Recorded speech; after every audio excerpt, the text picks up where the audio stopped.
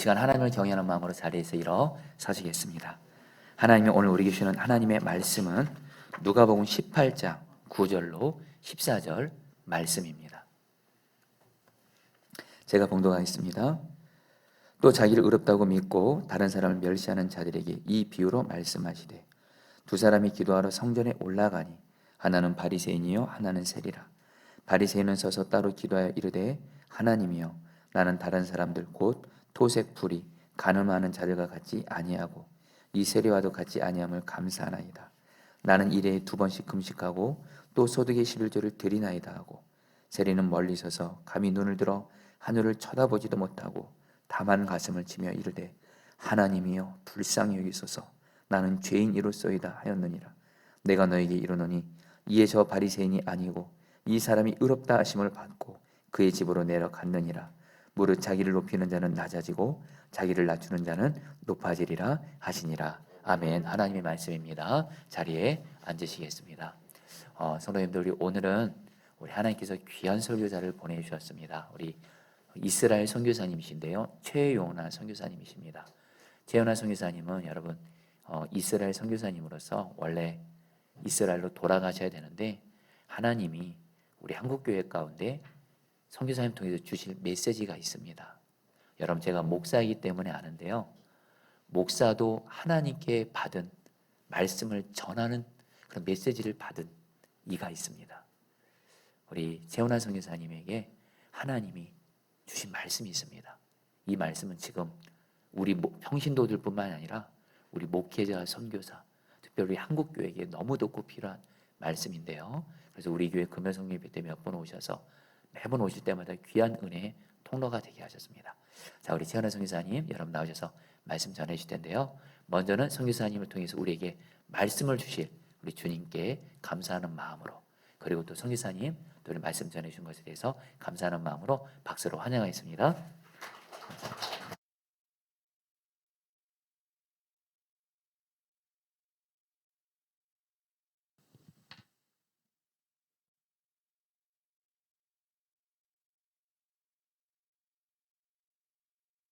반갑습니다. 좋은 아침입니다. 히브리어 다 아시죠? 제가 이스라엘에서 왔으니까요, 히브리어로 한번 인사하겠습니다. 여러분도 다 아실 겁니다. 샬롬. 다 아시네요. 네. 그러면 히브리어로 우리 아침 인사, 좋은 아침입니다를 한번 하고 함께 말씀을 나누겠습니다. 이스라엘에서는 아침 인사를 보켈 토브라고 합니다. 그러니까 토브는 굿이고요, 보켈은 아침이에요. 그래서 보켈 토브 그러면 좋은 아침입니다 이런 뜻인데요. 한번 같이 한번 앞뒤로 한번 이렇게 얼굴 보시면서 한번 인사해 보실까요? 보켈 토브. 보켈 토브. 예, 좋은 아침입니다. 하나님은 지금도 살아계셔서 역사하시는 분이십니다.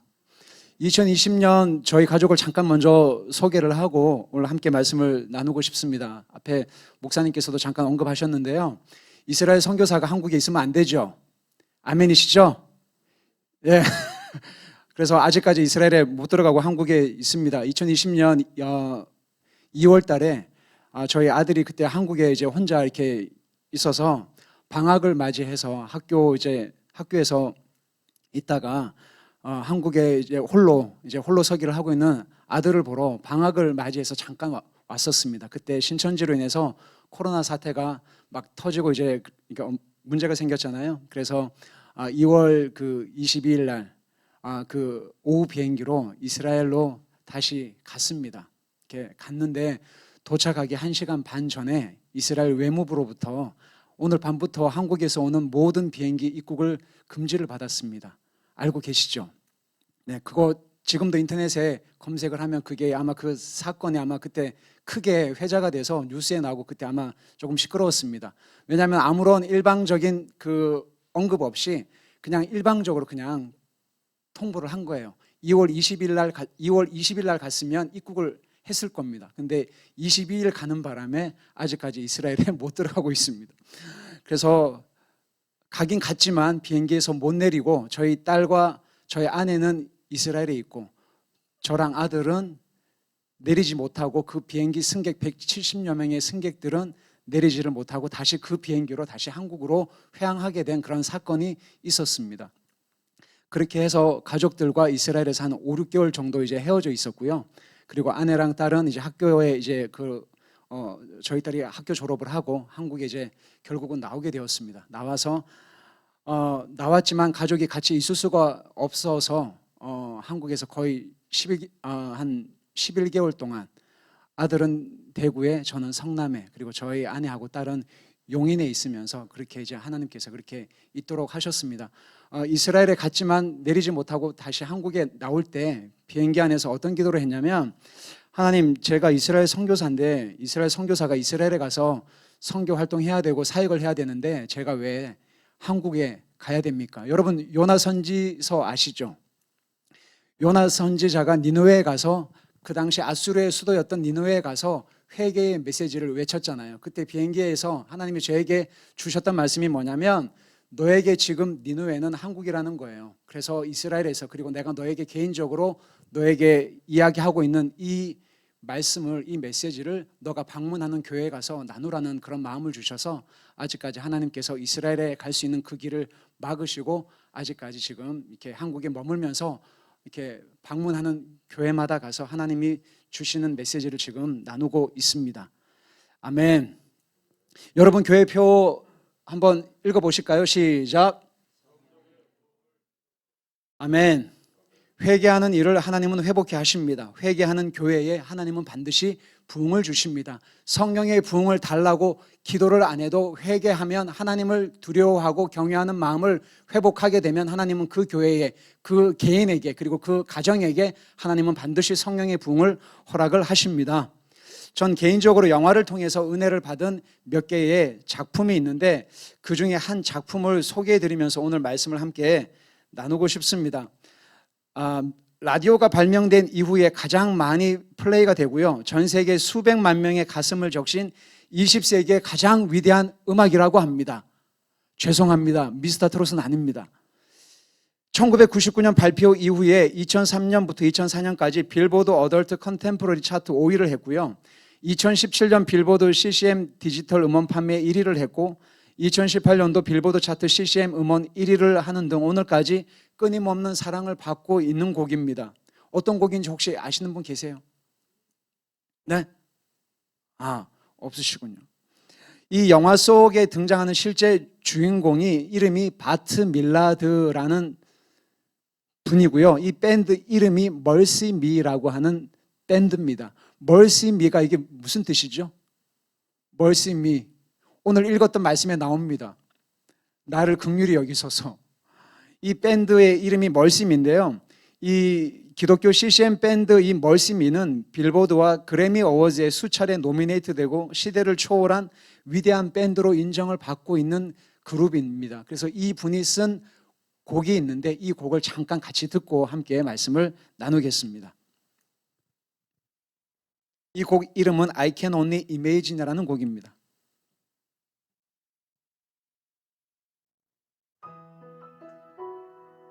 조금만 더 크게 좀 올려주십시오, 볼륨을.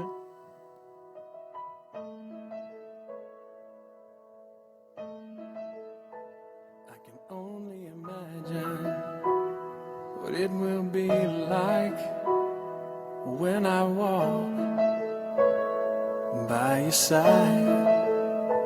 I can only imagine what my eyes will see when your face is before me. I can only imagine. I can only imagine.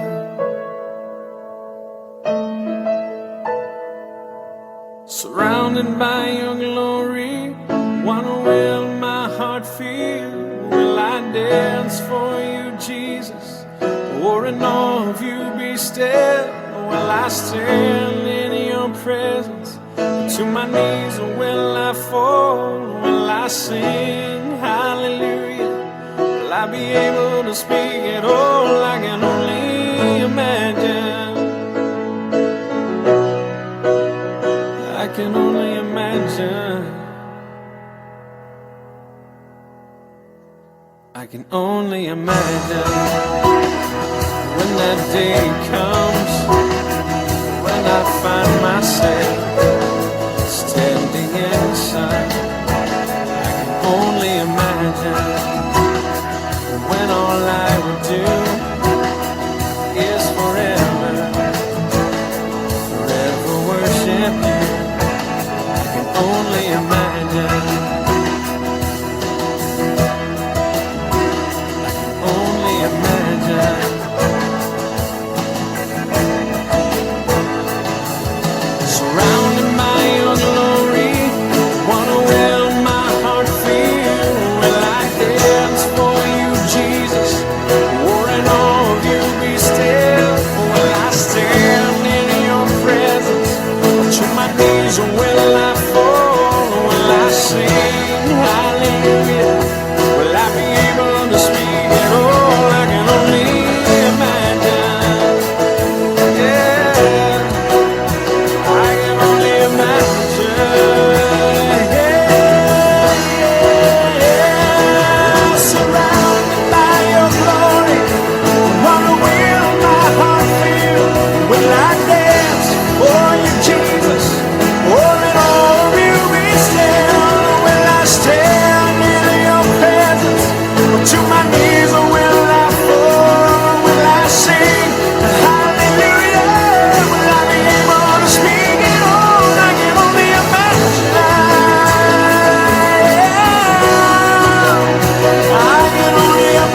can only imagine. I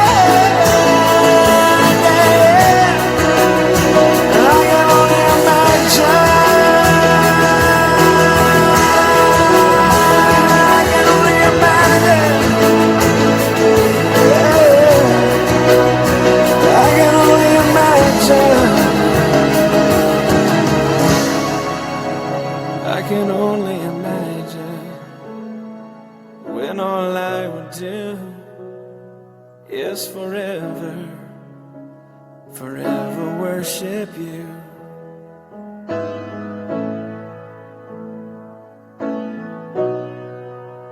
I can only imagine. 아멘.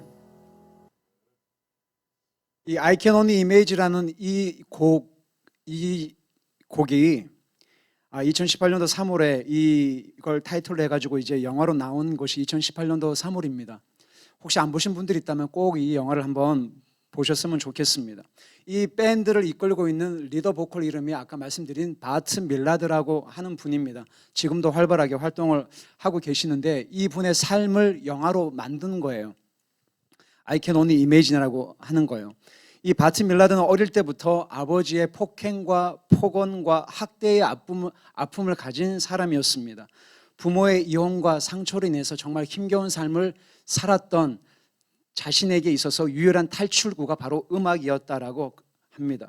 그래서 나중에 예수님을 만났어요. 그래서 거듭났지만 아버지의 그 학대와 그 폭력, 폭언에 대한 상처 때문에 아버지를 오랫동안 용서하지 못했습니다. 그래서 끊임없이 도망치고 그렇게 있다가 벼랑 끝에서 하늘 아버지를 만남으로 인해 육신의 아버지는 그때 췌장암 말기였습니다. 그리고 죽음을 앞두고 이 아버지와 아들은 용서와 화해를 하게 됩니다. 바트 밀라드는 자신의 밴드와 함께 차로 돌아오는 길에 이 불후의 명곡을 썼습니다. 이분의 간증과 삶의 고백을 들으면서 제가 이 영화를 보면서 처음에 느꼈던 저의 반응이 뭐였냐면 이거 내 이야기인데, 그러니까 제가 이 영화를 보면서 처음 느꼈던 반응입니다. 아마 이 영화를 안 보신 분들 중에 이 영화를 처음 보시고 아마 저처럼 이런 고백을 하신 분들이 분명히 계실 거라 생각을 합니다. 나에게도 학대의 아픔이 있는데, 나에게도 나는 나의 아버지하고 그렇게 썩 좋은 관계가 아닌데, 우리 아버지가 참 폭력적이었는데, 폭언을 많이 했는데, 술만 먹으면 괴물이 됐는데, 이분의 고백이 바로 저의 고백이었기 때문에 그렇습니다. 술만 먹으면 괴물이 되었다고 하는 그의 아버지는 바로 저의 아버지였기 때문에 그렇습니다. 저희 삼남매에게는 두려움과 증오의 대상이 바로 저희 아버지였기 때문에 그렇습니다. 참 많이 폭언을 하시고 폭행을 하시고 학대를 했고 저희 어머니를 참 많이 이렇게 좀 이렇게 안 좋게 대하셨습니다. 술만 먹으면 지금은 아니시지만 그때 당시에는 알코올 중독자이셨기 때문에 술만 먹으면 조금 안 좋은 표현으로 괴물이 되었습니다. 세월이 흘러서 저는 예수님을 인격적으로 만났습니다. 그리고 회개했고 하나님의 자녀가 되었는데 저희 아버지를 다시 끌어안고 아버지를 용서하기까지는 30년의 세월이 걸렸습니다. 이 영화에서 이 주인공 바트 밀라드는 고백하기를 이런 고백을 해요. 복음으로 인해 괴물 같은 나의 아버지가 주님을 사랑하는 전도자가 되었습니다. 복음으로 인해 괴물 같은 나의 인생이 복음과 생명을 누리는 인생이 되었습니다. 복음이 나의 아버지와 나의 인생을 바꾸셨다면 다른 모든 사람도 하나님은 바꾸실 수 있는 분임을 믿습니다. 이러한 은혜가 여러분에게, 여러분 가정에게 있기를 축복합니다. 많은 분들이 이런 말씀을 하시죠. 복음은 모든 사람을 변화시키는 하나님의 능력이 됩니다라고 합니다. 그래서 예수님을 처음 만나서 회개를 하고 변화받은 사람들의 한결같은 고백은 이겁니다. 내가 죄인입니다. 두 번째는 나를 긍휼히 여기소서라는 고백입니다. 왜냐하면 나의 존재가 얼마나 더럽고 내가 얼마나 무섭고 내가 얼마나 거룩하신 하나님 앞에 설 자격이 안 된다는 것을 알기 때문에 이런 고백을 하는 것입니다. 그렇죠. 나는 죄인입니다. 나를 긍휼히 여기십시오. 이러한 고백이 예수님 앞에 설 때까지, 주님이 다시 오실 때까지 이런 고백이 안 바뀌었으면 참 좋겠는데, 이상하게 신앙생활을 오래 하면 오래 할수록 문제가 있습니다. 아마 잘 아실 거예요. 우리는 신앙생활을 처음 할 때랑 신앙생활을 오래 할 때랑 이런 차이가 있죠. 신앙생활을 처음 하면 나는 죄인입니다. 나를 불쌍히 여기소서, 나를 긍휼히 여겨 주십시오라고 하지만 신앙생활을 오래 하면 오래 할수록 우리는 점점 어깨에 힘이 들어가는 게 문제입니다. 오늘 읽은 본문의 말씀을 먼저 함께 살피면서 계속해서 말씀을 나누고 싶습니다. 누가복음 18장입니다. 9절을 한번 읽겠습니다. 누가복음 18장 9절 한 목소리로 읽겠습니다. 시작. 또 자기를 의롭다고 믿고 다른 사람을 멸시하는 자들에게 이 비유로 말씀하시되 10절 시작. 두 사람이 기도하러 성전에 올라가니 하나는 바리새인이요 하나는 세리라. 오늘 읽은 본문은 여러분들이 아마 한 번 이상은 아마 설교를 통해서 어쩌면 또 말씀 공부를 통해서 이 본문이 그렇게 낯설지 않는 본문이라고 생각을 합니다. 자기를 의롭다고 믿고 다른 사람을 멸시하는 자들을 향해서 예수님이 비유로 하신 말씀인데, 여기서 두 사람이 등장을 하는데 한 사람은 누구죠? 바리새인, 히브리어로 페루시라고 합니다. 한번 따라해 보실까요? 페루시를 한글 성경에서는 바리새인이라고 했는데요, 영어로는 페르시스라고 나와 있잖아요. 이 페루시라고 하는 단어의 뜻은 굉장히 좋은 뜻입니다. 구별된 자라는 뜻입니다. 바리새인. 또 한 사람은 누구죠? 세리, 세금을 거두어들이는 세리. 이렇게 두 사람이 나옵니다. 여러분, 바리새인이 훌륭해요? 세리가 훌륭해요? 바리새인이라고 말씀해 주시면 정말 감사하겠습니다. 여러분들이 이미 정답을 알고 계셔도 처음 듣는 것처럼 생각하시고, 바리새인이 훌륭해요? 세리가 훌륭해요? 예, 바리새인이 훌륭합니다. 페루시잖아요. 페루시는 나 자신을 거룩하게 구별하는 자라는 뜻입니다. 더럽고 세속적이고 속된 것으로부터 나 자신을 분리시키다라는 뜻이 히브리어로 페루시라고 하는 의미입니다. 그러니까 바리새인이 훌륭해요? 세리가 훌륭해요라고 그러면 세리라고 말씀하시면 안 돼요. 바리새인이 훨씬 더 훌륭합니다. 여러분, 저는 이스라엘 선교사입니다. 이스라엘에 가시면 예루살렘이라고 아시죠? 예루살렘에 가시면 메아 쉐아림이라고 하는, 메아는 의미가 백입니다. 쉐아르는 문이에요. 그래서 쉐아림 그러면 문들입니다. 그래서 메아 쉐아림이라고 하는 동네가 있습니다. 100개의 문들이라고 하는 뜻을 가진 동네가 있는데, 여기에는 오르토독스 주이시라고 하는 정통파 유대인들만 따로 모여서 사는 동네가 있습니다. 메아 쉐아림이 있습니다.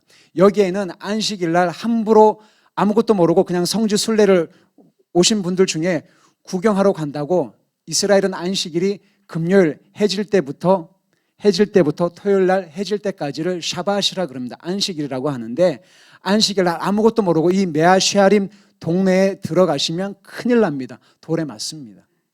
할렐루야. 볼에 맞아요. 진짜 맞습니다. 그 사람들이 안식일 날 일하면 돼요, 안 돼요? 일하면 안 돼요. 운전하는 거 일이에요, 일 아니에요? 일이에요. 그래서 하나님의 율법을 어겼기 때문에 이 사람들이 아파트에서 돌을 막 던집니다. 그래서 다치는 경우가 종종 있습니다.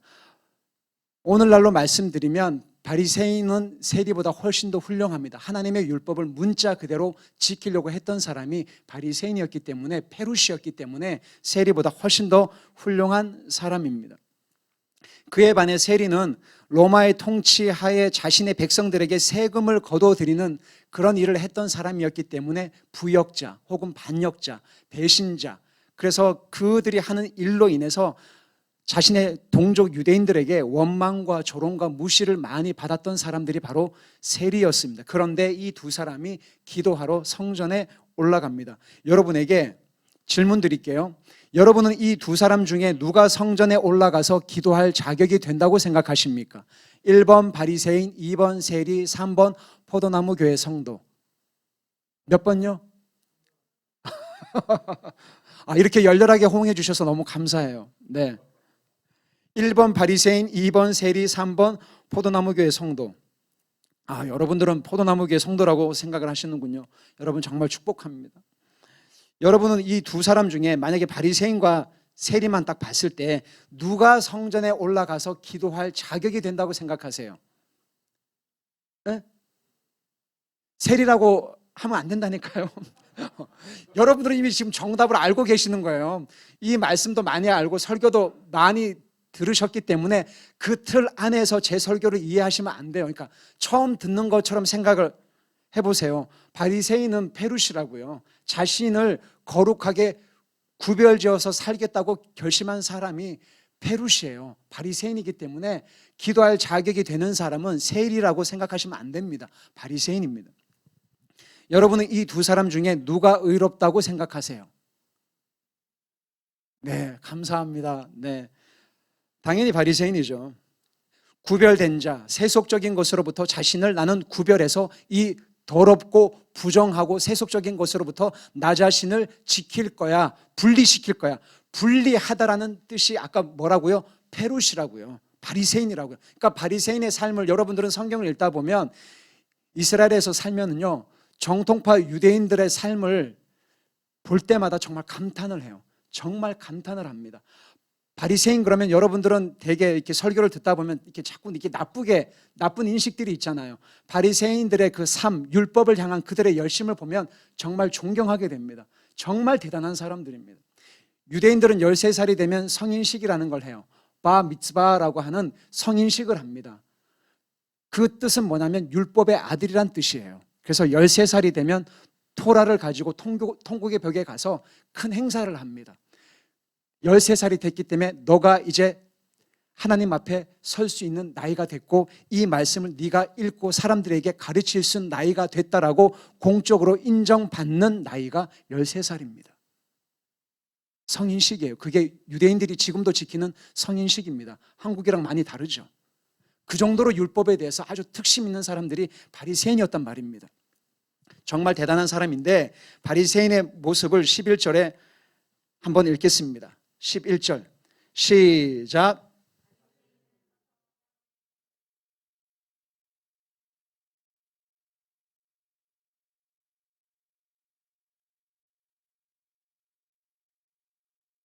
여러분 여기서 성전에 올라가서 기도하는 바리새인의 모습을 11절에서 이렇게 이야기하고 있습니다. 첫 번째, 서서 따로 기도합니다. 두 번째, 나는 다른 사람들하고 같지 않습니다. 세 번째, 이 세리와도 같지 않음을 감사합니다. 네 번째, 일주일에 2번씩 금식합니다. 다섯 번째, 소득의 11조를 드립니다. 사랑하는 여러분, 교회에 이런 사람이 있으면 축복이고 부흥일까요? 아닐까요?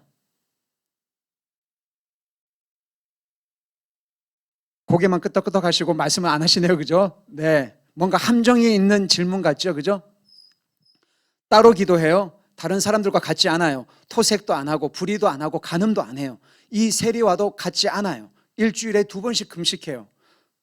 소득의 11조를 드려요. 이런 사람이 교회에 있으면 축복이고 부흥이 될까요? 아니면 문제가 될까요? 축복이 될 수도 있고 문제가 될 수도 있고. 사랑하는 여러분, 바리새인이 서서 따로 기도하고 토색 불이 간음을 하지 않는 것이 문제가 될까요? 안 될까요? 문제 아니죠, 그죠? 네. 그리고 세리와도 같지 않고 오히려 일주일에 2번씩이나 금식을 하고 소득의 11조를 드리는 바리새인의 삶이 더 훌륭하지 않습니까? 훌륭하죠, 그죠?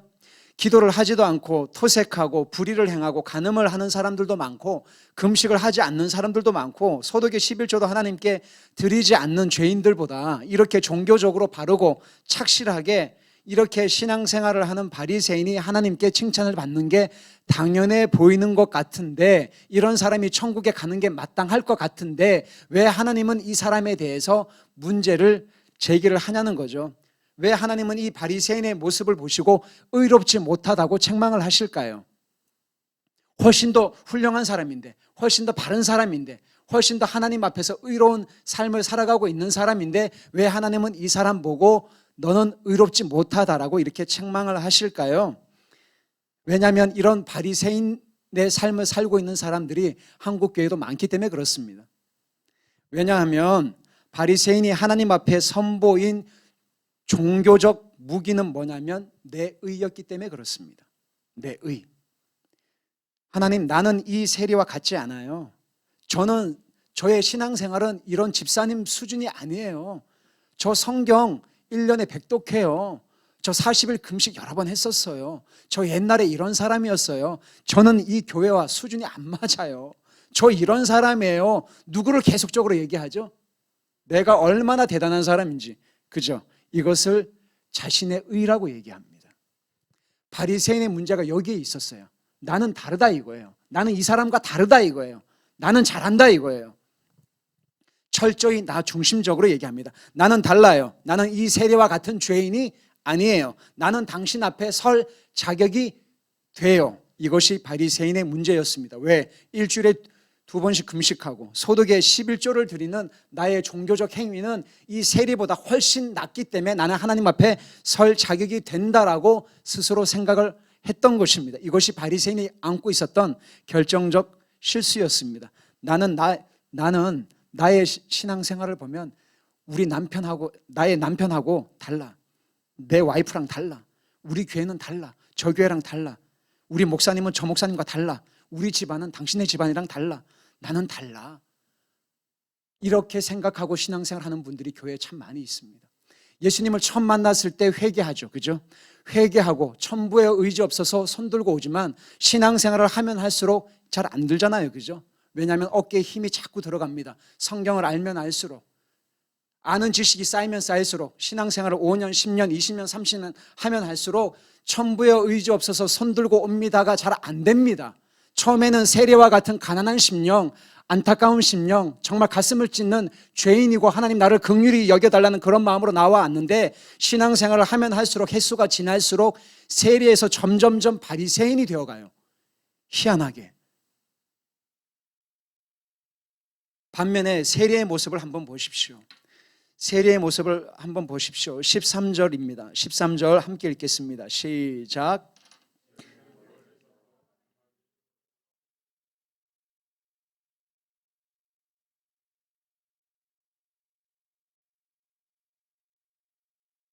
첫 번째 멀리 섰죠. 두 번째 감히 눈을 들어 하늘을 쳐다보지 못했죠. 세 번째 다만 가슴을 쳤어요.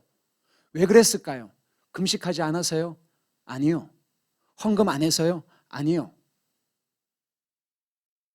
왜 그랬을까요? 왜 눈을 못 들었을까요? 왜 하늘을 쳐다보지 못하고 왜 자기 가슴을 계속 이렇게 가슴을 쳤을까요? 헌금하지 않아서 무슨 이렇게 금식하지 않아서가 아닙니다. 이 세리는 내세울 것이 없는 사람이었기 때문에 그렇습니다. 내가 하나님 앞에, 거룩하신 하나님 앞에 감히 설 수 없는 자기 인식을 가지고 있었기 때문에 내가 하나님 앞에 감히 설 수 없는 사람입니다. 하나님 나를 불쌍히 여겨주십시오.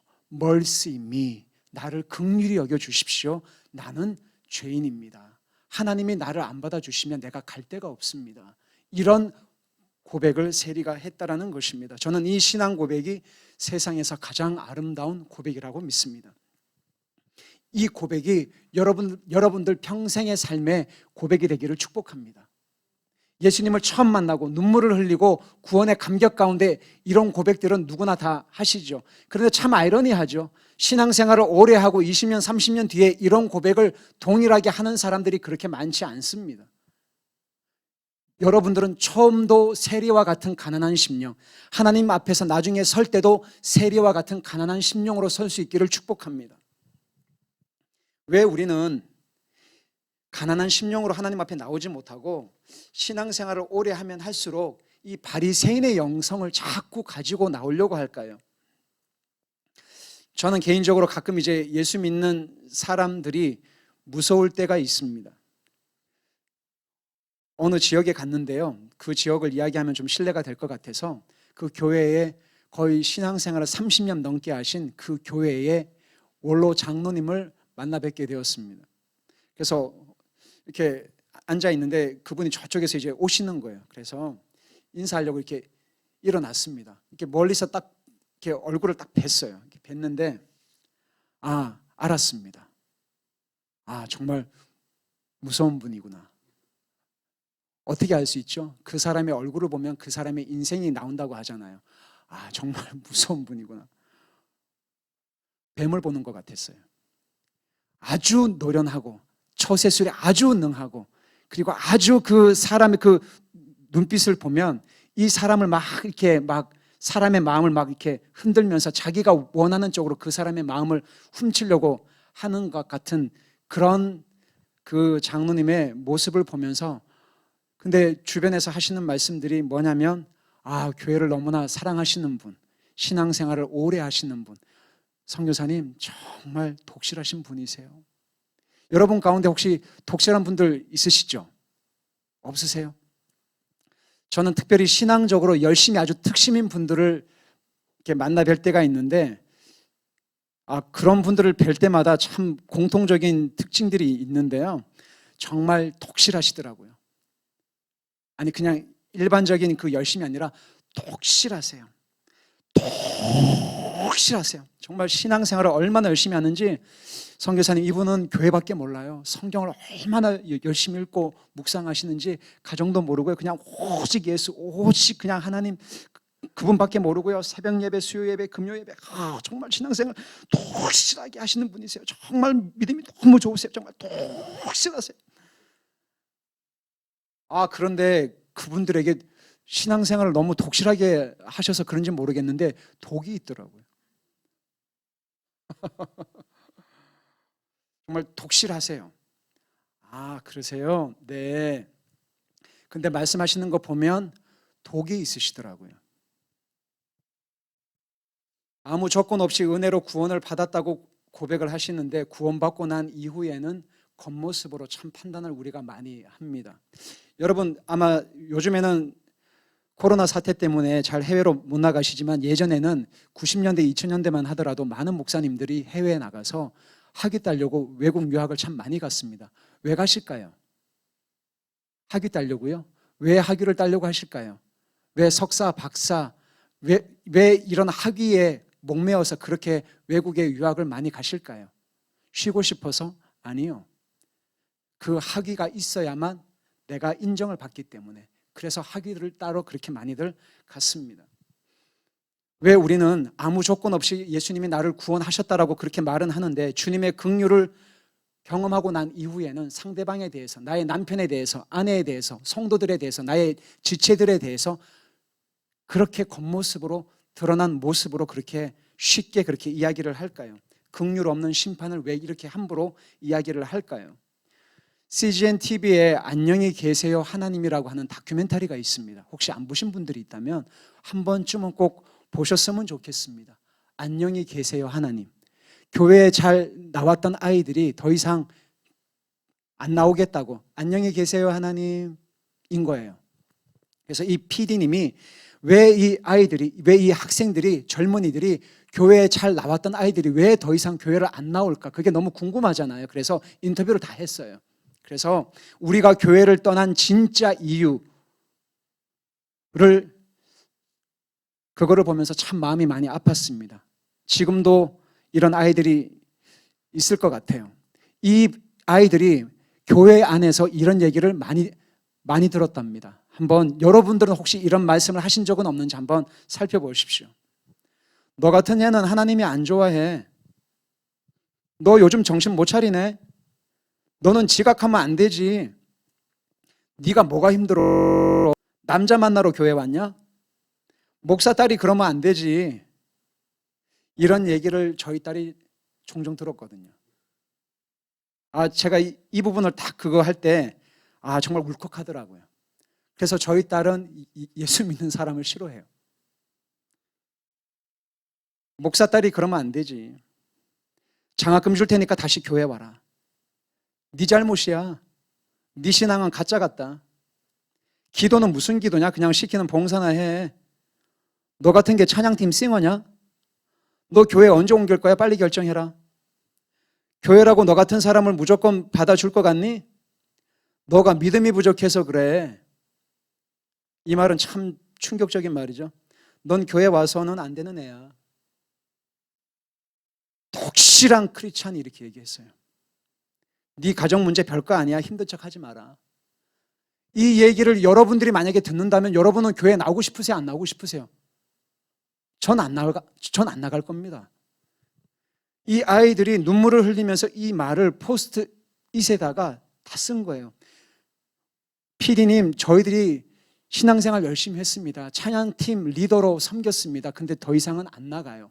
왜냐하면 이 아이들에게 무서운 말을 교회 다닌다고 하는 신앙생활을 한다고 하는 사람들이 이 아이들에게 거침없이 이야기를 한 거예요. 독을 다 내뿜은 거예요. 주의 긍휼을 힘입고 사는 하루하루의 삶이 감사하다 하면서 우리는 타인에 대해서 이렇게 저렇게 평가를 하며 사람을 대하고 있습니다. 말씀의 은혜를 받았다고 이야기를 하죠. 근데 말씀으로 다른 사람을 판단하고 정죄를 합니다. 기도를 통해 주의 음성을 들었다고 합니다. 그런데 기도한 이후에 기도의 영성으로 다른 이의 영성을 함부로 평가합니다. 예수 동행 일기를 쓰시는 유일한 이유는 목사님께 점검받기 위해서 하는 거 아니시죠? 예수 동행 일기를 쓰는 이유는 나 자신을 날마다 말씀 앞에 성찰하기 위해서 쓰는 거 아닙니까? 저 사람은 안 써. 이 사람은 안 써. 이 사람은 한 줄밖에 안 썼어. 저 사람은 뭐 했어? 그렇게 하라고 예수 동행 일기 하시는 거 아니죠? 성경 묵상하는 거는 하나님 앞에 내가 얼마나 죄인인지를 날마다 알기 위해서 묵상하는 거 아닙니까? 성경 통독, 백독, 천독을 하는 이유가 뭡니까? 성경 통독을 내가 몇 독한 거를 자랑하기 위해서 하는 게 아닌 것입니다. 창세기부터 계시록까지 예수 그리스도의 피 묻은 십자가 앞에 내가 얼마나 죄인인지, 내가 얼마나 긍휼 가운데 살아가고 있는지 나 자신을 숙고하고 나 자신을 성찰하기 위해서 성경을 읽는 것입니다. 다른 사람을 손가락질하고 비꼬고 판단하고 정지하고 뒤에서 가십하고 말꼬리 잡으려고 성경 읽고 묵상하고 성경 공부하는 게 아니에요. 그럴 것 같으면 예수 동행 일기를 쓰시면 안 됩니다. 저분은 권사님인데 예수 동행 일기 안 써. 아우, 권사님이 참 신앙도 없어. 그렇게 말씀하시면 안 된단 말입니다. 기도하는 이유, 동행 일기 쓰는 이유, 말씀을 묵상하는 이유, 예배하는 이유, 다른 사람의 영성과 삶에 대해서 이러쿵 저러쿵 말씀하기를 좋아하시는 분들이 있다면 여러분 정말 회개하셔야 됩니다. 그렇게 하라고 하나님이 하신 게 아니라 너 자신을 돌아보라고 하시는 거예요. 너 자신을 돌아보라고 이야기하는 것입니다. 선교를 열심히 했다고 하는 사람들이 있죠. 근데 선교한 이후에 사역을 잘하네 못하네 다른 사역자들의 열매 유부를 내 나름의 기준으로 미주알 고주알 선교제 가면 그렇게 이야기하는 선교사님들을 많이 봤어요. 최 선교사님, 저 이선교사님 있잖아. 사역이 말이지. 이러면서 하나님을 전혀 의식을 안 하고 쉽게 말을 해요. 여러분, 그런 분들이 교회 안에 참 많이 있는 거 알고 계세요? 미주알 고주알로 그렇게 쉽게 말을 하고 다른 사람들의 허물과 약점을 뒤에서 가십하는 사람들이 많습니다. 선교지에도 많이 있어요. 예수님은 바리새인이 의로운 게 아니라 자신의 죄인됨을 고백하고 내가 하나님 앞에 감히 설 수 없다라고 하는 깊은 절망 가운데 하나님 앞에 엎드리는 세리가 훨씬 더 의롭다라고 말씀을 하셨습니다. 하나님께서 가장 기뻐하시는 문장이 있죠. 여러분과 저의 호흡이 끊어지고 이 땅을 떠나서 영원한 본향에 들어갈 때 드리는 고백이 있습니다. 그리고 이 매일의 이 고백을 저는 여러분들이 오늘만 아니라 내일도, 내일 모레도, 다음 주도, 다다음 주도, 올 한 해, 그리고 언젠가 예수님 앞에 설 때 내 호흡이 끊어질 때에 이 고백을 저와 여러분들이 했으면 정말 좋겠습니다. 하나님, 불쌍히 여기소서. 나는 죄인입니다. 회개한 사람들의 한결같은 고백은 하나님, 불쌍히 여겨 주십시오. 나는 죄인입니다. 하나님, 나를 불쌍히 여겨 주십시오. 우리 가정을 불쌍히 여겨 주십시오. 우리 아이들에게 예수 그리스도가 필요한데 하나님, 우리 아이들이 신앙이 없습니다. 불쌍히 여겨 주십시오. 선교지를 불쌍히 여겨 주십시오. 포도나무 교회를 불쌍히 여겨 주십시오. 우리 아이들, 우리 자녀들을 불쌍히 여겨 주십시오. 코로나로 인해서 고통받고 있는 이 한국 교회를 불쌍히 여겨 주십시오. 코로나가 쉽게 안 끝날 것입니다. 2020년부터 이 메시지를 계속적으로 방문하는 교회마다 선포했습니다. 왜냐하면 하나님이 저에게 주셨던 마음은 바로 회개였기 때문에 그렇습니다. 칼과 기근과 전염병으로 인해서 이스라엘 백성들을 하나님이 심판하실 때마다 그들이 하나님의 법을 버리고 하나님을 멸시하고 하나님을 모욕하고 하나님의 그 길에서 떠났을 때에 하나님은 이스라엘 백성들에게 칼과 기근과 전염병으로 늘 심판을 하신 거 기억하시죠? 많은 사람들이 이렇게 이야기를 했습니다. 코로나 바이러스 한 1년, 2년쯤 지나면 괜찮아질 거다, 일상으로 회복이 될 거다라고 생각을 했지만 천만의 말씀, 그렇게 쉽게 안 됩니다. 한국 교회가 여러분들이 마스크를 쓰고 말하는 게 힘드시죠? 찬양하는 것도 힘들고 일상으로 숨쉬는 것도 힘드시죠? 여러분의 삶을 한번 되돌아보십시오. 내 입에서 이때까지 얼마나 많은 안 좋은 말을 했는지 여러분의 입을 한번 점검해 보십시오. 저는 마스크를 처음 썼을 때에 하나님이 저에게 주신 마음은 이거였습니다. 수많은 그리스도인들이 내뱉었던 수많은, 이것이 그냥 한 지역의 문제가 아니죠. 전 지구적으로 많은 사람들이 마스크를 다 쓰고 있잖아요. 우리의 입에서, 내 입에서 이때까지 했던 수많은 말들, 내가 무슨 말을 가장 많이 했는지 한번 고민해 보십시오. 여러분의 삶을 한번 성찰해 보십시오. 숨 쉬는 거 힘드시죠? 내가 얼마나 성령 안에서 호흡하며 살았는지 여러분의 삶을 한번 뒤돌아 보십시오. 한국교회가 얼마나 하나님의 영광을 짓밟았는지 한번 여러분 스스로 한번 생각해 보십시오. 대충 시간 지나고 백신 맞으면 코로나가 없어질 것이다. 천만의 말씀. 코로나 끝나고 난 이후에는 어떻게 하실 것입니까? 이보다 더 무서운 바이러스가 안 나타나실 거라고 생각하십니까? 아니요, 그렇지 않습니다. 한국교회가 얼마나 하나님의 영광을 짓밟았는지, 사역자들이 얼마나 간음을 많이 했는지, 얼마나 부정했는지, 얼마나 하나님의 영광을 욕되게 했는지, 한국교회가 하나님의 영광을 짓밟고 하나님을 무시하고 멸시하고 대적하고 세습하고 대충 했다 치고 넘어가고 했던 부정과 불법들이 얼마나 많았습니까? 아니었습니까? 그 부분에 대해서 가슴을 찢고 회개한 적이 있습니까? 한국교회가? 없어요. 대충 넘어가요. 하나님이 한국교회에 있어서 오랫동안 인내를 하셨습니다. 더 이상은 인내하지 않으실 겁니다. 왜 이렇게 말씀드리냐면, 용인 참사랑교회에서 지난해 4월 달에 3박 4일 동안 집회가 있었습니다. 그날 아침에도 말씀을 준비하기 위해서 말씀 앞에 엎드리는데 하나님이 정말 무서운 경고의 말씀을 하셨습니다. 회개하지 않으면 한국교회가 더 이상 회개할 기회를 잃어가고 있는데, 정말 회개하지 않으면 내가 한국교회를 버리겠다라고 하셨어요. 하나님, 한국교회를 버리시면 안 됩니다. 오전 내내 울면서 가슴을 찢었습니다. 무너져가는 다음 세대, 무너져가는 한국교회, 한국교회가 점점점 회복하기는 점점 어려워질 것입니다.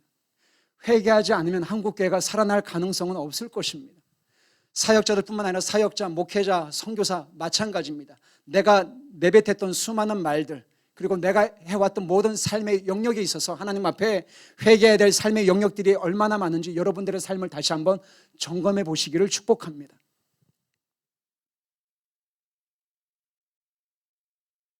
이스라엘 선교사가 돼서 저는 CCC에서 예수전도단에서 이름만 대면 알만한 큰 선교단체에서 훈련을 받았습니다. 순장으로, 리더로, 사역자로, 그리고 교회 사역도 열심히 했고 목사님으로부터 인정도 받았습니다. 칭찬도 받았고 학생부도 부흥을 시켰고 찬양 인도자로, 예배 인도자로 사역을 했습니다. 그리고 이스라엘 선교사로 2011년 1월 29일 얼마 전이죠. 나가서 아이 둘 데리고 거기서 열심히 OM 선교사로 사역을 했습니다. 저는 정말 사역을 잘하고 하나님의 영광을 위해서 열심히 잘 사는 사역자라고 생각을 했습니다. 2년 만에 번아웃이 되고 2년 이후에 아내랑 싸우고 다투고 아이들 앞에서 할 말 못할 말을 하면서 어느 누구도 저의 실체를 아는 사람이 없었습니다. 한국에 나오면 후원교회에서 흔히들 이렇게 말씀하시죠. 선교사님, 사역 보고 좀 해주십시오. 그렇게 함으로 인해서 저희 가정이 망한 것입니다. 사역 보고 해달라는 교회는 많은데, 선교사님, 지금 하나님이 뭐라고 말씀하시는지, 요즘 하나님과의 관계는 어떤지, 하나님과 지금 어떤 교제를 나누고 있는지 선교사님의 삶을 정직하게 나누어 달라는 교회는 없었습니다. 사역 보고를 잘해야 후원이 안 끊기니까요. 그래서 이스라엘에서 망했습니다. 아내랑 정말 많이 싸웠습니다. 아무도 몰라요. 아이들 앞에서 목사지만 선교사지만 목사답지 않는 거친 말과 언행들도 많이 해서 아이들 앞에 상처를 주었습니다. 그리고 세원이가 그렇게 스트레스를 많이 받아서 이를 갈아서 퇴행성 턱관절이 생겨서 한쪽에 디스크가 없어요. 그리고 얼마 전에는 스트레스를 많이 받아서 류마티스성 포도막염에 걸렸습니다. 그래서 한쪽 눈이 안 보이게 되었죠. 그런 과정을 통해서 하나님은 저희 가정을 다루고 계십니다. 끊임없이 하나님은 요구하시는 것은 회개입니다. 회개하고 회복하고 회개하고 끊임없이 날마다 하나님 앞에 엎드리는 삶이 되시기를 정말 축복합니다. 예수님 곧 많은 분들이 오신다면서요. 바리새인의 영성이 아니라 세리와 같은 가난한 마음, 엎드린 마음, 가슴을 찢는 마음으로, 그 마음으로 주님 앞에 설 수 있기를 축복합니다. 우리 함께 찬양하는 시간을 갖고 싶은데요. 천부여 의지 없어서 손들고 옵니다. 이 찬양을 하면서 우리가 함께 말씀 들은 걸 가지고 기도하는 시간을 갖고 싶습니다.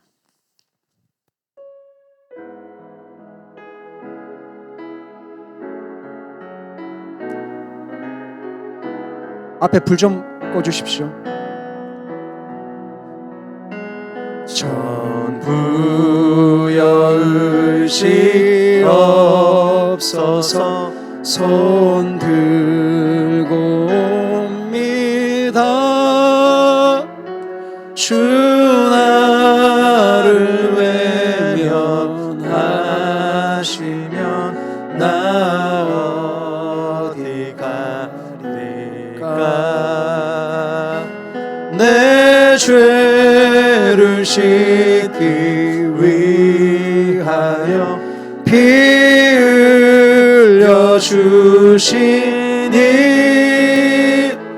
곧 회개하는 마음으로 주 앞에 옵니다. 전부터 계신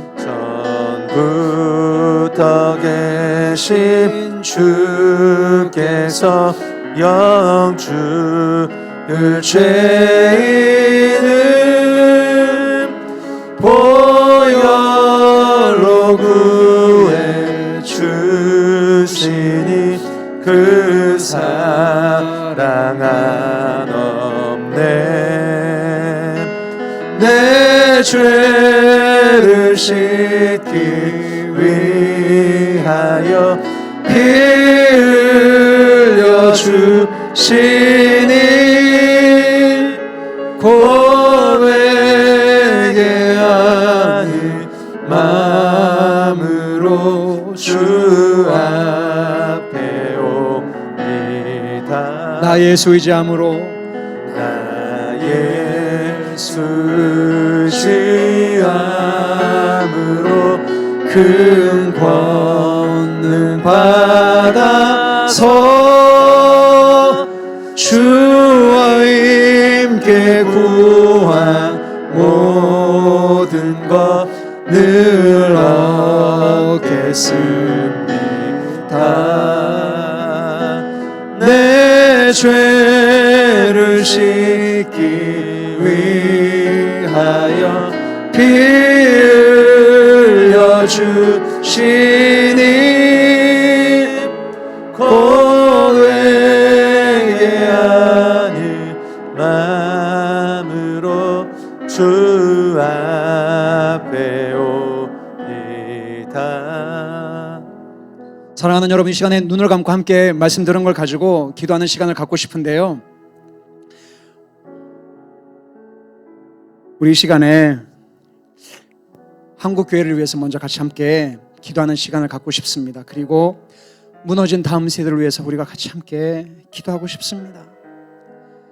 한국교회가 세상 사람들로부터 손가락질을 받고 욕을 받는 가장 궁극적인 이유가 많이 있겠지만, 가장 핵심적인 거는 한국교회가, 크리스찬들이 하나님을 무서워할 줄 몰라요.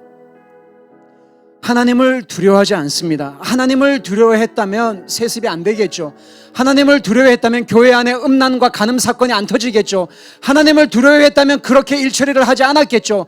하나님을 두려워했다면 돈이나 부정과 비리와 불법들이 교회 안에 성행하지 않았겠죠.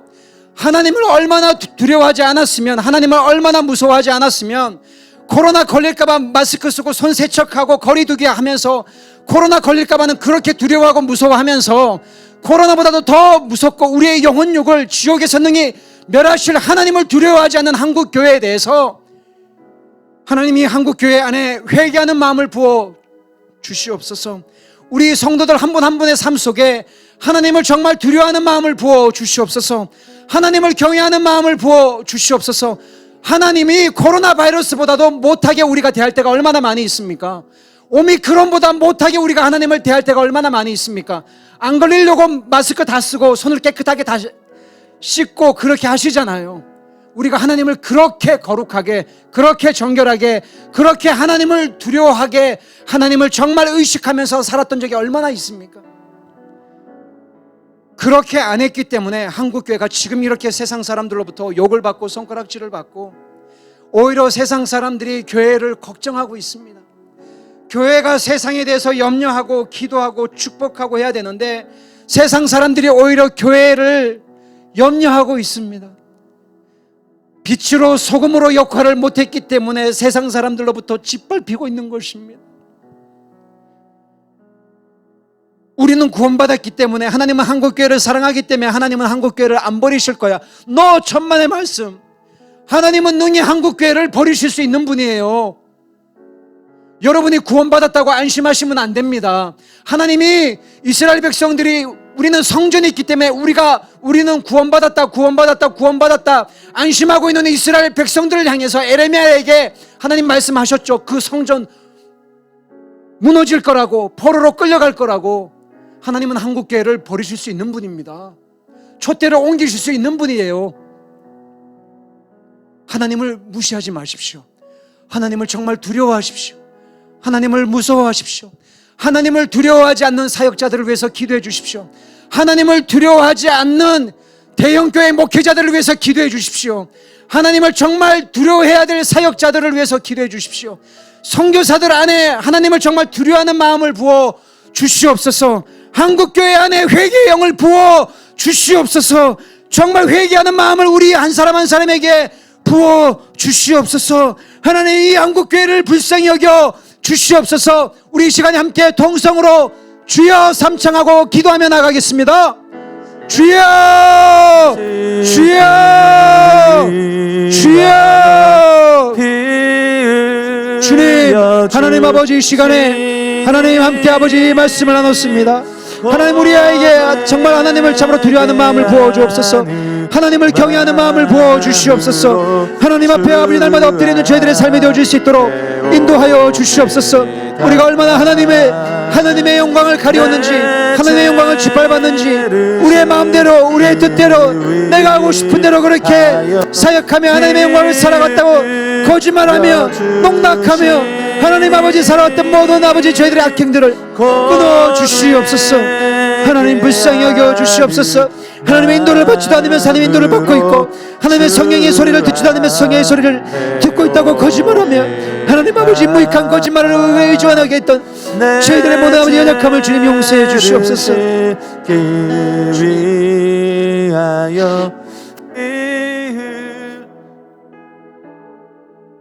하나님의 인도함 없이 하나님의 인도를 받지 않음에도 불구하고 하나님의 인도를 받고 있다고 거짓말하고 성령의 능력 날마다 말은 하지만 실제 성령의 능력을 갈구하지도 않고 우리 교회는 돈이 있고 우리 교회는 재정이 있고 우리 교회는 능력이 있고 우리 교회는 조직이 있고 사람들이 있어서 얼마든지 하나님을 위해서 이 일 저 일 하는 수많은 교회의 모습들을 보면서 교회가 다 갖춘 것 같지만 벌거벗은 줄을 알지도 못하고 교회가 다 가진 것 같지만 정작 중요한 예수 그리스도 없이 하려고 했던 모든 사역들이 무너지게 하여 주시옵소서.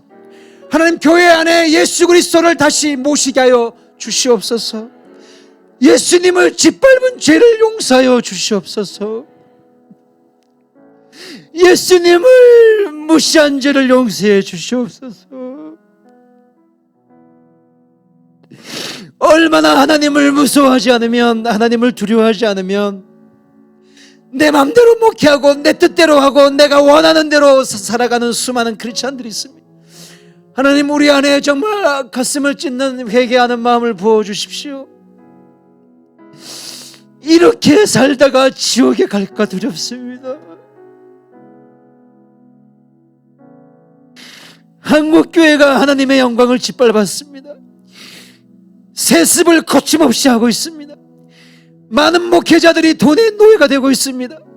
많은 그리스도인들이 이 세상과 타협하고 있습니다. 다음 세대가 무너져가고 있습니다. 더 이상 아이들이 교회를 싫어합니다. 나오지 않습니다. 온라인 예배에 이제는 하나님 학습이 되어져서 교회 나오라고 해도 이제는 나오지 않는 시대가 되었습니다. 하나님 한국교회를 버리지 말아 주십시오. 선교사들이 이곳에 와서 눈물을 흘리고 피를 흘리고 자녀를 잃기까지 복음을 전했던 이 귀한 땅을 하나님 버리지 말아 주십시오. 저희들의 잘못입니다.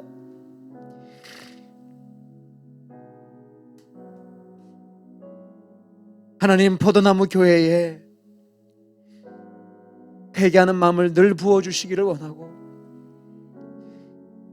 얼마나 우리 입에서 더럽고 부정하고 욕과 수많은 비난과 비판의 말들을 수도 없이 했으면 하나님이 그 소리 다 듣기 싫어서 마스크로 온 세계에 있는 사람들의 코와 입을 가리우겠습니까? 말하지 말라고 입을 다물고 하나님 앞에 엎드리는 포도나무 교회가 되게 해주십시오. 이 교회로 말미암아 한국교회의 놀라운 부흥의 시초가 되게 해주시고 급하고 강한 바람처럼 성령여 이 교회 가운데 휘몰아쳐 주시옵소서. 다음 세대를 생각하면 너무 가슴이 아픕니다. 저희 아이들만 생각해도 너무 마음이 아픈데 하나님 우리 죽어가는 다음 세대 아이들, 이 아이들 마른 뼈와 같은 정말 생기도 없고 핸드폰에 중독이 되고 음란물에 중독이 되고 하나님 부모를 거역하며 이 세상의 가치를 따라 살아가고 있는 수많은 이 우리 다음 세대 아이들에게 성령 하나님 하늘로부터 급하고 강한 바람처럼 임해 주셔서 그 아이들의 마른 뼈와 같은 그 아이들의 눈 속에 코에 귀에 입에 성령의 바람이 들어가게 하여 주시옵소서.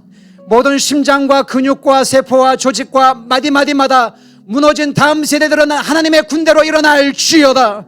성령의 군대로 일어날 주여다. 그 아이들에게 생기가 들어갈 주여다.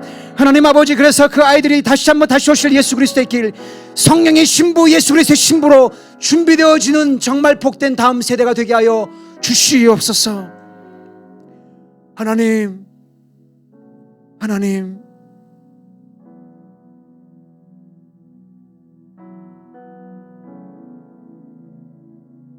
잠시 잠깐 후면 주님 곧 오실 텐데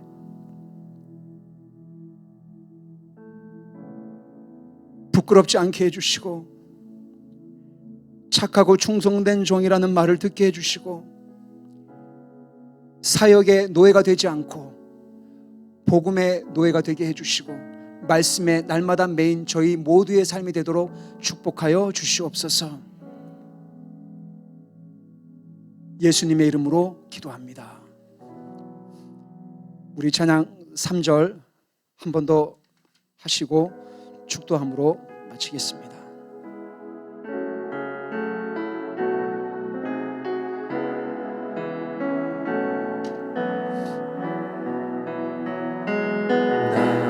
예수 지함으로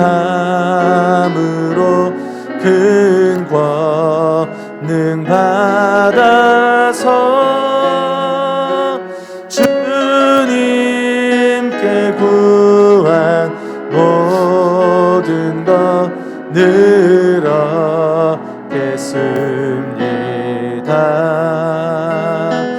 내 죄를 씻기 위하여 피 흘려주시니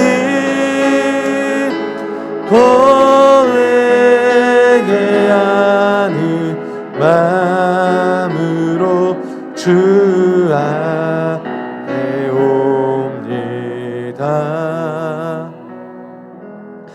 살아계신 하나님 아버지, 주님, 저희들이 하나님 11조와 감사헌금과 또한 건축헌금과 선교 예물 등 하나님을 사랑하는 마음으로 우리가 하나님 앞에 봉헌해 드렸습니다. 주님, 자칭 코로나 시대 오미크론 바이러스가 주님 이렇게 한국 땅에 퍼져가고 사람들이 두려움 가운데 있지만 정말 두려워해야 될 하나님을 무서워할 줄 알고 두려워할 줄 아는 사람은 그리스도 예수 안에서 안전히 거하게 될 것입니다. 하나님, 지금은 코로나 시대가 아니라 교회의 시대요 성령의 시대입니다. 왜냐하면 하나님은 어제나 오늘이나 변함없이 동일한 분이십니다. 세상 사람들의 말에, 미디어의 말에 이렇게 저렇게 들려오는 그 세상의 여러 가지 소리에 마음을 뺏기지 않게 해주시고 온전하고 분명하고 하나님 우리의 영혼을 온전히 치유하시고 자유케 하시는 성경 66권의 그 진리의 말씀에 날마다 매이는 저희 모두가 되게 하여 주시옵소서. 지금은 우리 주 예수 그리스도의 은혜와 자신의 하나밖에 없는 아들을 내어주셔서 죽어가고 있는 나의 심장을 꺼내셔서 당신의 아들의 심장을 이식시켜 주셔서 호흡하게 하시고 살게 해주신 하나님 아버지의 말할 수 없는 사랑과 나처럼 부정하고 더럽고 음란하며 하나님을 두려워할 줄도 모르는 그렇게 살아왔던 나 같은 인생을 버리지도 않고 떠나지도 않고 끝까지 호의해 주시고 축복해 주시고 내 손 잡아 주시는 성령 하나님의 은총이 코로나로 인해서 여러 가지 경제적으로 어렵고 힘겨운 싸움을 싸우고 있지만 끝까지 믿음으로 그리고 날마다 하나님 앞에 긍휼히 여겨달라고 엎드리는 사랑하는 모든 포도나무 교회 성도님들과 포도나무 교회에 사랑하는 우리 다음 세대 우리 아이들과 그리고 사랑하는 선교지와 그리고 북한 땅과 이스라엘에 지금부터 영원히 함께 하시기를 간절히 축원하옵나이다. 아멘.